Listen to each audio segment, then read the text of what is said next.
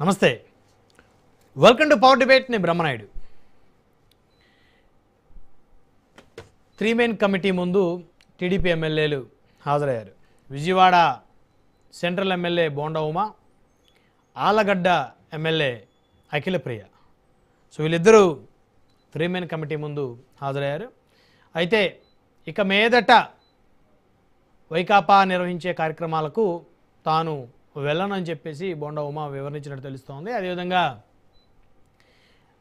గతంలో అంబటి రాంబాబుతో ఉన్నటువంటి సాన్నిహిత్యం గత కొంతకాలంగా ఉందని కూడా ఆయన చెప్పినట్టు తెలుస్తోంది.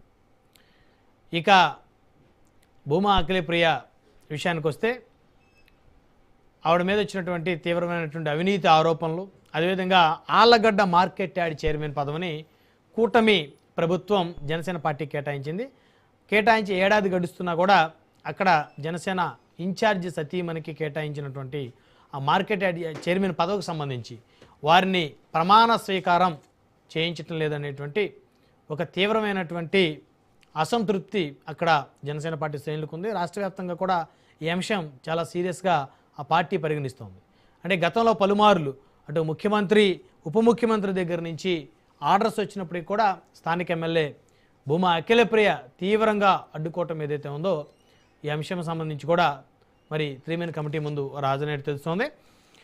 సో ఇక మరొక అంశం చూస్తే డిఎస్సిలో అక్రమాలు జరిగాయంటూ రాష్ట్ర వ్యాప్తంగా వైఎస్ఆర్ కాంగ్రెస్ పార్టీ శ్రేణులు నిరసనలు తెలియజేశారు.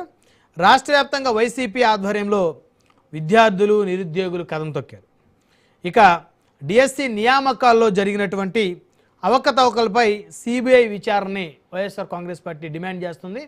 విద్యాశాఖ మంత్రిగా ఉన్నటువంటి నారా లోకేష్ రాజీనామా చేయాలని చెప్పేసి పెద్ద ఎత్తున వారు పట్టుబడుతూ ఉన్నారు. వైఎస్ఆర్ కాంగ్రెస్ పార్టీ తరపు నుంచి విద్యార్థి సంఘాలు, వైకాపా నుంచి ఎవరైతే మరి డిఎస్సి పరీక్ష రాసి మరి ఉద్యోగాలు రానటువంటి వాళ్ళు ఉన్నారో వారు కూడా వీరితో కలిసి నిరసన కార్యక్రమంలో పాల్గొన్నట్టు తెలుస్తుంది. రాష్ట్ర వ్యాప్తంగా ఈ నిరసనలో పెద్ద ఎత్తున వైఎస్ఆర్ కాంగ్రెస్ పార్టీ మరి కూటమి ప్రభుత్వం మీద తెలియజేసేని చెప్పొచ్చు.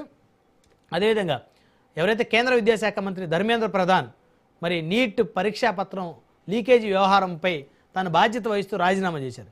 అయితే ఇక్కడ కూడా ఆంధ్రప్రదేశ్లో డిఎస్సీలకు సంబంధించి, డిఎస్సి పరీక్షలకు సంబంధించి మరి ఒక జీవోని తీసుకొచ్చి మరి స్పోర్ట్స్ కోటాకి సంబంధించినటువంటి వారికి అవకాశాలు ఇచ్చారు. దానివల్ల చాలామందికి నష్టం జరిగింది అనేటువంటిది కూడా తెలుస్తోంది.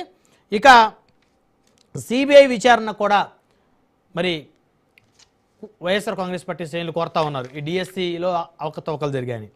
అదేవిధంగా వైకాపా డిమాండ్ని కూటమి ప్రభుత్వం ఏ మేరకు తిప్పికొట్టగలదు అంశాలను చర్చిద్దాం. ఇదే వాళ్ళ పవర్ డిబేట్, రగులుతున్న రాజకీయం. ఈ డిబేట్లో మనతో పాల్గొంటూ ఉన్నారు సజ్జా అజయ్ గారు, తెలుగుదేశం పార్టీ అధికార ప్రతినిధి, మనతో జూమ్ కాల్ జాయిన్ అయ్యారు.